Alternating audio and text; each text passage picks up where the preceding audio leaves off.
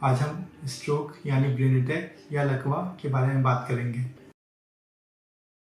Stroke यानी brain attack जब भी ब्रेन के ब्लड सप्लाई में कोई भी रुकावट होती है या फिर ब्रेन के ब्लड सप्लाई की नसें फट जाती हैं तब होता है।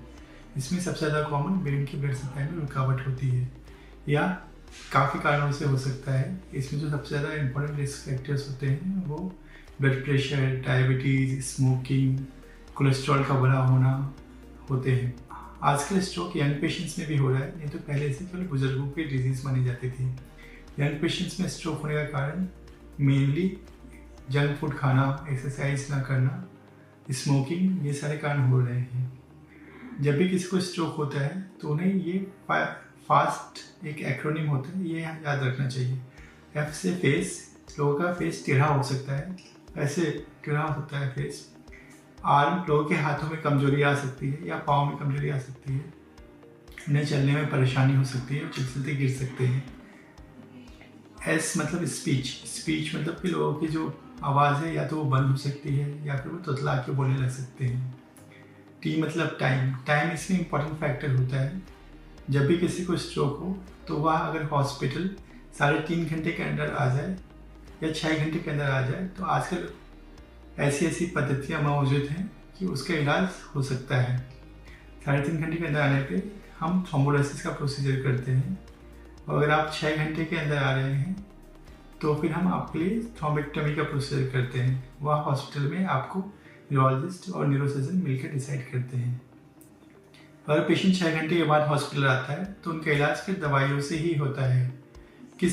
किसी केसेस में, स्पेशल केसेस में हम थ्रोम्बेक्टमी कर सकते हैं, बट उसके रिजल्ट्स वेरिएबल होते हैं। स्ट्रोक का जो इलाज होता है वह लंबा चल सकता है और अगर आपके नसें ब्लॉक हो गई हैं तो आपको खून पतला करने की दवाइयाँ चल सकती हैं। कभी कभार नसों में इतना ब्लॉकेज होता है कि उसमें हमें सर्जरी या एंडोवैस्कुलर ट्रीटमेंट करने की जरूरत पड़ती है, जिसमें स्टेंटिंग के प्रोसीजर आते हैं। स्ट्रोक में रिहैबिलिटेशन का काफ़ी महत्व होता है। स्ट्रोक के पेशेंट्स को फिजियोथेरेपी करनी पड़ती है, उन्हें स्पीच एंड स्वैलो की थेरेपीज करानी पड़ती हैं। स्ट्रोक के पेशेंट में जो रिकवरी होती है वो वेरिएबल होती है। कुछ पेशेंट्स में पूर्णतः रिकवरी हो जाती है मगर काफ़ी पेशेंट में कुछ न कुछ कमियां रह जाती हैं। इसलिए समय पर आना और इलाज कराना महत्वपूर्ण होता है स्ट्रोक के केसेस में। स्ट्रोक से बचने के लिए हम क्या कर सकते हैं? स्ट्रोक से बचने के लिए हमें अपने बीपी की दवाइयाँ, डायबिटीज़ की दवाइयाँ समय पर खानी होती हैं। उसके अलावा हमें स्मोकिंग नहीं करना होता है। स्मोकिंग जो है वह यंग में स्ट्रोक आने का सबसे बड़ा कारण है। अगर आपको डायबिटीज़ नहीं है, हाइपरटेंशन नहीं है, मगर आप स्मोकिंग करते हो तो फिर आपको स्ट्रोक होने के काफ़ी ज़्यादा चांसेस होते हैं।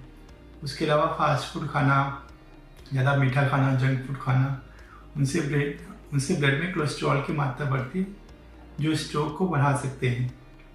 अंत में मैं लोगों को यह सलाह देना चाहूँगा कि स्ट्रोक होकर उसका इलाज कराने से ज़्यादा अच्छी बात है कि आप स्ट्रोक से बचें। स्ट्रोक से बचने के लिए आपको स्वस्थ जीवन शैली का यापन करना चाहिए, पौष्टिक खाना चाहिए, जंक फूड्स को अवॉइड करना चाहिए, अपनी डायबिटीज़, हाइपरटेंशन यानी बीपी की दवाइयाँ समय पर लेनी चाहिए, स्मोकिंग को अवॉइड करना चाहिए और दिन भर में कम से कम 20 मिनट तो एक्सरसाइज करनी ही करनी चाहिए। धन्यवाद।